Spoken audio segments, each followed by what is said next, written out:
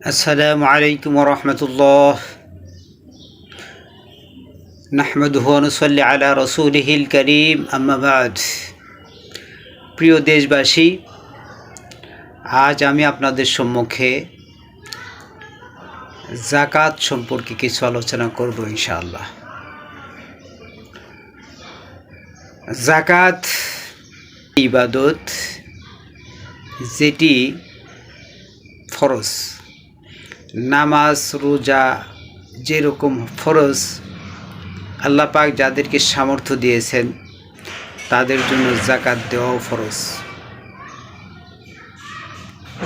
কিন্তু আমরা অনেকেই উদাসীন হয়ে থাকি যাকাত দেওয়ার ব্যাপারে, নিজেদেরকে খুবই অমনোযোগী করে রাখি।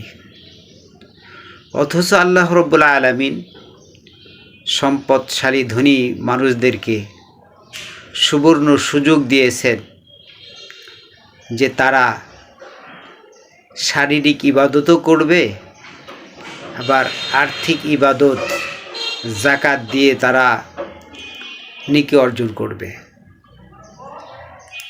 তাহলে দরিদ্রদের চেয়ে অনেক বেশি সওয়াব অর্জন করা সম্ভব হয়। কিন্তু অধিকাংশ ধনীরাই যাকাত দেওয়ার ব্যাপারে কৃপণতা করে,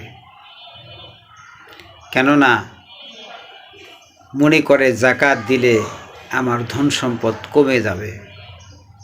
কিন্তু না, যাকাত ধন সম্পদকে বৃদ্ধি করে, ধন সম্পদকে পবিত্র করে।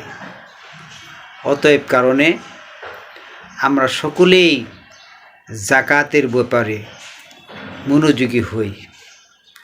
তাহলে নামাজ রোজা হজ এই সমস্ত ইবাদতের পাশাপাশি যখন যাকাতের সবটা আমার আমলনামায় বৃদ্ধি পাবে, যোগ হবে, সব অনেক গুণে বৃদ্ধি পেয়ে যাবে,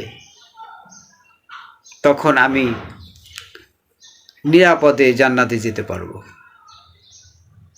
আর যদি যাকাতের ব্যাপারে অমনোযোগী হই, তাহলে এই সম্পদ আমার জন্য বিপদের কারণ হবে। কিয়ামতের ময়দানে বিরাট আজধা সাপ হয়ে গলায় পেঁচে থাকবে আর বলবে, আনা মালুকা আনা কাংজুকা, আমি তোমার ওই সম্পদ, আমি তোমার ওই মাল, যেই মাল তুমি গরিবের হককে নষ্ট করে শুধু জমাই করেছ। জমা করার কারণে আজকে তুমি মজা ভোগ করো। এই জন্য ধন সম্পদ মহা বিপদের কারণ হবে যদি আমরা যাকাত না দিই। যাকাত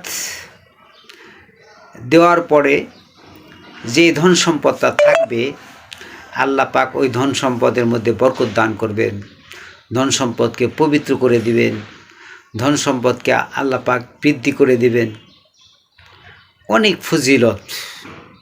এই জন্য আমরা সকলেই যাকাত দেব। যাকাত অত্যন্ত গুরুত্বপূর্ণ একটা ইবাদত।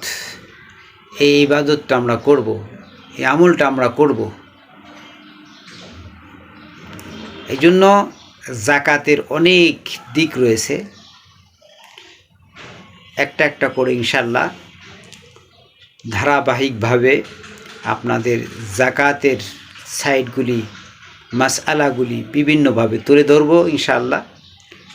বাকি আপনারা পরবর্তী ভিডিওর প্রতি খেয়াল রাখবেন।